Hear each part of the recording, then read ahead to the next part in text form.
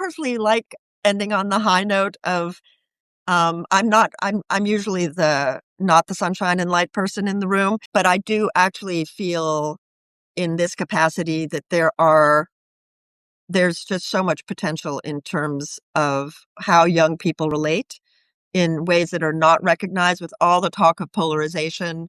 There are just things happening that fly under the radar. And I'm wondering, A, what is it that you might like to say that we didn't cover?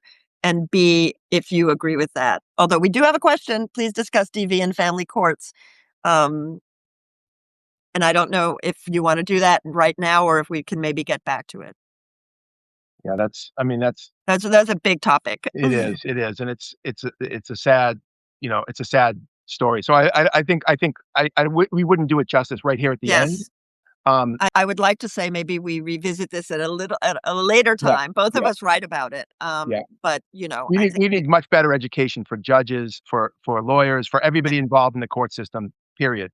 But yes, that's not an adequate answer. But that's bracketing off a bigger subject for another time. But I guess to your question about well, whether it's if something there's that we didn't anything, talk about. yes. Is there anything we didn't talk about? And also, because I don't want to forget this, can you tell people where and when, how to get your book? Thank you. I Yes, appreciate that.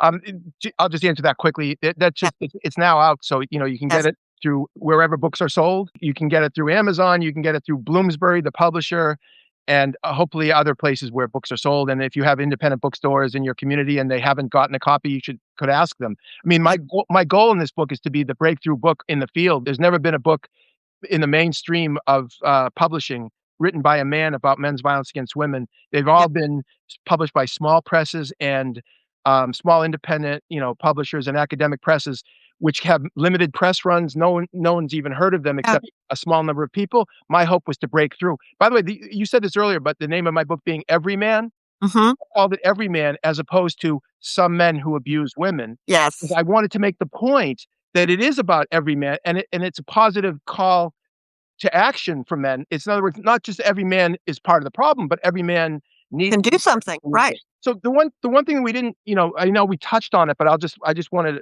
can I just Please, reemphasize? please. Yes, Yeah, yes. thank you. The men's health movement, which is a growing movement of men thinking about ways of improving and addressing men's health in all its forms, Mm-hmm. emotional, physical, sexual, mental health.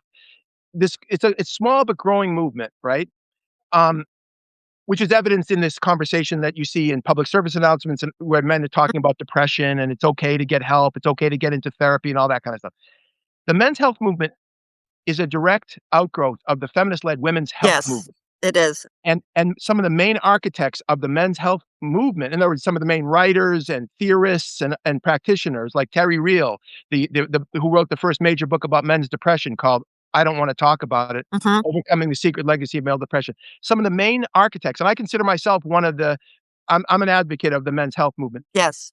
openly credit feminist women and feminist ideas with creating both the intellectual architecture and cultural support and political support for thinking about and advocating for men's health. And the reason why Yes. I say this is that how many people know this? What you hear on a daily basis certainly in the manosphere and in the ecosphere that so many men and young men inhabit is that feminists hate men and what about men and men have issues and men have problems. It's like Mm-hmm.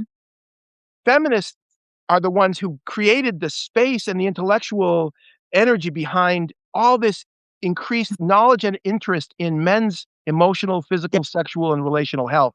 And we need to, men like me, especially when we have a platform, need to say this. That's one way of breaking down this artificial polarization because it's just Yes. flat out ignorance.